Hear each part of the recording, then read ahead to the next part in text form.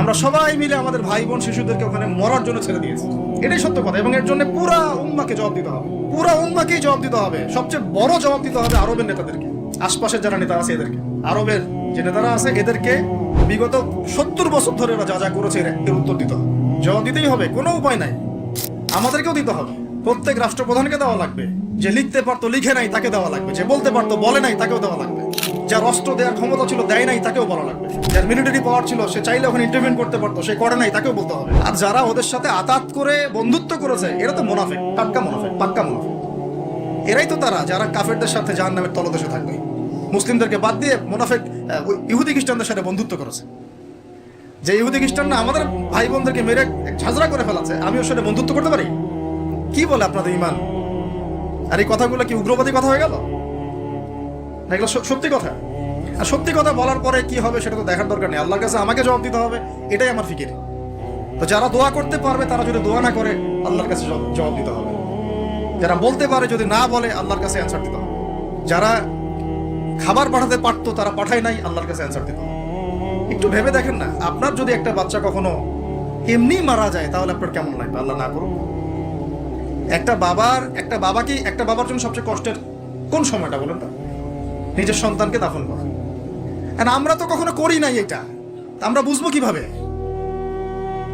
যে ঘুমটাওয়ালা কিছু লোক বসে বসে অনলাইনে বলতেছে যে এগুলো ফিতনা, এটাই, ওরা কি কখনো নিজের সন্তানকে দাফন করেছে নাকি? কখনো কষ্ট স্বীকার করেছে নাকি? কখনো রিমান্ডে গিয়েছে নাকি? মায়ের খেয়েছে নাকি? কখনো জেল খাটছে নাকি? ও তো সুখে আছে, 3 বেলা খাচ্ছে যাচ্ছে, মাশাআল্লাহ, সুখে শান্তিতে জীবন যাপন। ও কি বুঝবে উম্মার কষ্ট? ও কি বুঝবে বাচ্চাদের কষ্ট, এই মা বোনদের কষ্ট? আর আমরা সর্বোচ্চ বলতে পারতেছি ব্যাস, কিন্তু সচেতনতা তো তৈরি করা দরকার।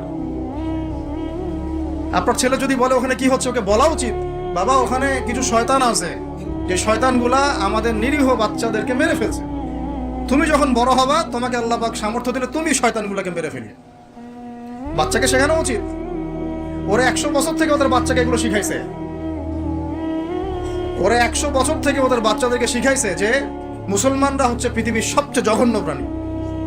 ওদেরকে যখনই দেখবা তখনই মারবা, ওদের সাথে শত্রুতা করা তোমার উপর ফরজ।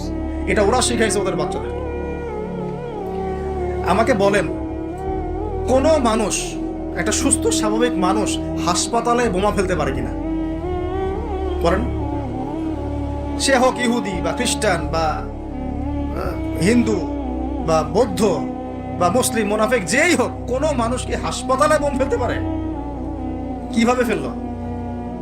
তাহলে কি পরিমাণ ক্ষোভ তারা ভিতরে ভিতরে লালন করে আপনার কি বোঝার বাকি আছে? ওরা সুযোগ পাইলে একটাকেও ছাড়বে না, সবাইকে মেরে ফেলবে। এই জন্য অল্প অল্প করে আগাচ্ছে, অল্প অল্প, আস্তে আস্তে। আমি এটা নিয়ে বিস্তারিত আলোচনা করছি বিগত প্রায় 1 মাস থেকে, আরো 5 বছর থেকে বলে আসতেছিলাম। লাস্ট 1 মাসে আপনারা দেখছেন এখন কি হচ্ছে। ধারাবাহিক এরকম সেশন আসবে ইনশাল্লাহ। আরো অনেক কথা আছে, কিভাবে এই জায়গা তারা আসলো, এটা 4টাখানি কথা না, বিশাল হিস্ট্রি।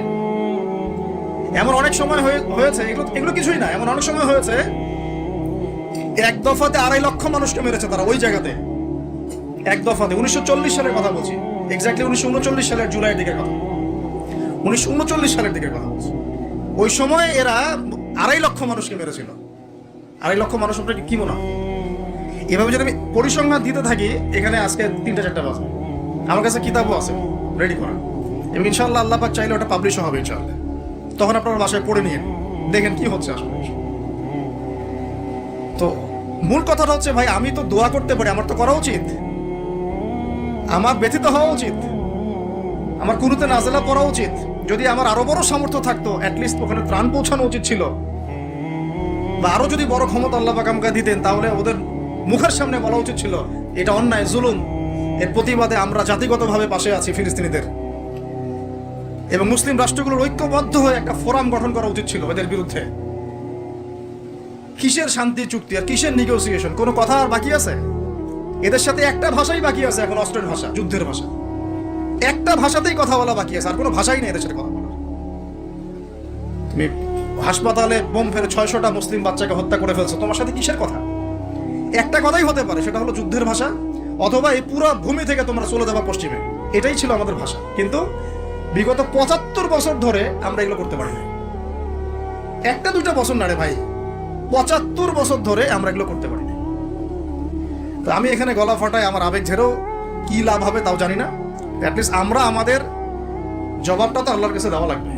আল্লাহ পাক আপনার অপারগতাও জানেন, আপনার সামর্থ্য সীমাও জানেন। আল্লাহ পাক দেখবেন এর মধ্যে থেকে আপনি কি করেছেন, দেখবেন কি না? তো এখন ভাই আমাদের কি এইসব মোবাইল, সেলফি, হাবি জাবি এগুলাই জীবন, না আমাদেরকে চিন্তা করতে হবে একটু? চিন্তা করতে গেলে প্রথম সলিউশন পড়াশোনা করতে হবে, কোরআন পড়তে হবে। যে যাই বলুক কোরআন পড়লেই হয়ে যাবে, সেই হয়ে যাবে, সব কথা বাদ দেন, আপনি কোরআন পড়েন। যে যাই বলুক না কেন, কোরআন পড়তেই হবে আপনাকে, এর অনুবাদ আপনাকে পড়তেই হবে, তাফসীর আপনাকে ঘাটতেই হবে, পাশাপাশি নবীর হাদিসগুলো আপনাকে পড়তে হবে। অবশ্যই কোনো না কোনো আলেমের সোহবতে থাকতে হবে। উদ্বাস্তুর মতো জীবনযাপন করবেন না এই 10-20 জন সার্কেল নিয়ে। ওলামায়ে কেরামদের মধ্যে যারা হক্কানি ওলামায়ে কেরাম, তাদের কাছে এসে পরামর্শ করে চলাফেরা করবেন, যাতে আপনি বিভ্রান্তির শিকার না হন, পরামর্শ করতে পারেন।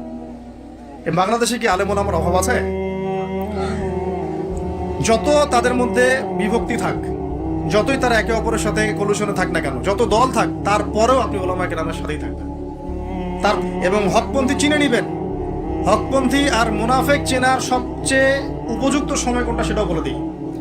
হকপন্থী ওলামায়ে কেরাম আর মুনাফেক যারা মুসলিম উম্মার ভিতরে কাজ করছে আমাদের মতো লেবাস পোশাকে, এটা চেনার, ফাইন্ড আউট করার সবচেয়ে শ্রেষ্ঠ সময় হচ্ছে উম্মার এই সংকটপূর্ণ সময়গুলা। উম্মার উপর যখন কোনো বিপদ আপদ, বালা মুসিবত, সংকট আসবে, আপনি এমনি বুঝতে পারবেন কারা মুনাফেক কারা হকের উপর আছে। যদি আপনার বিবেক থেকে থাকে, আপনার বুঝ থেকে থাকে। এরপরেও যদি না চিনতে পারেন, আপনি দাজ্জাল, অন্ধ, আপনি দাজ্জালের মতো এক চোখ অন্ধ। এই মাজলুমদের বিপক্ষেও বহু আলেম কথা বলে নাই বাংলাদেশে, বলে নাই। তা আপনাকে আমি আর কিভাবে চিনাবো, কিভাবে চোখে আঙ্গুল দিয়ে চিনাবো যে আসলে কারা হকপন্থী কারা বাতিলপন্থী? এইটুকু তো আপনার দায়িত্ব চেনার। কিভাবে এভাবে তাদের সাথে আপনি নিজের জীবনটা নষ্ট করে ফেলতেছেন? সুবহানাল্লাহ। আল্লাহ পাক আপনাদেরকে হেফাজত করুন, সঠিক পথে রাখুন, ওলামায়ে কেরামের সোহবতে থাকুন, হকপন্থী ওলামায়ে কেরাম। আর ভাই প্রতিদিন যে সুন্নাহগুলো আছে এগুলো আমল করেন, নিজের উপর একটা সংশোধন নিয়ে আসেন। আল্লাহ পাক ততক্ষণ পর্যন্ত আমাদেরকে বিজয় দিবেন না যতক্ষণ না আমরা পরিপূর্ণ ইসলামে প্রবেশ করতেছি। আর পরিপূর্ণ ইসলাম মানে কি শুধু জুমার নামাজ পড়া, শুধু ঈদের নামাজ পড়া? আমাকে বলেন, আপনারা তো জানেন সবকিছু। পরিপূর্ণ ইসলাম মানে কি? 5 ওয়াক্ত নামাজ তো আপনাকে পড়তে হবে। আল্লাহ যদি তৌফিক দেন, সামর্থ্য দেন, তাহাজ্জুদও পড়তে হবে, চেষ্টা করতে হবে, নফল আমল বাড়াই দিতে হবে, জিকির আজগার, তেলাওয়াত, তাসবিহ, তাহলিল বাড়াই দিতে হবে, আল্লাহর কাছে কান্নাকাটি বাড়াইতে হবে, ফিতনা থেকে দূরে আসার চেষ্টা করতে হবে, এই জগতের মোহ ছাড়তে হবে। যতটুকুতে আমার জীবন চলে যায় বাস এতটুকুতেই। আমি এইভাবেও বলতেছি আপনাদেরকে এখন সরাসরি, নিজেদের আপনজনদের মধ্যে, পরিবারের মধ্যে, বংশের মধ্যে কেউ যদি আপনাকে দিনের পথে চলতে বাধা প্রদান করে, ফিতনা সৃষ্টি করে, আপনি তার থেকেও নিজেকে সরা রাখবেন। কারণ দিন আপনার, জীবন আপনার, মানে দিন আমার, জীবন আমার, ইহকাল আমার, পরকাল আমার, জবাব আমার। আমার অন্য কারো দ্বারা প্রভাবিত হয়ে দিন নষ্ট করা যাবে না, যাবে? অনেক সময় হয় না, আমাদের বংশে, পরিবারে, কাছের অনেক মানুষ আপনাকে দিনের পথে চলার ক্ষেত্রে প্রতিবন্ধকতা সৃষ্টি করতেছে।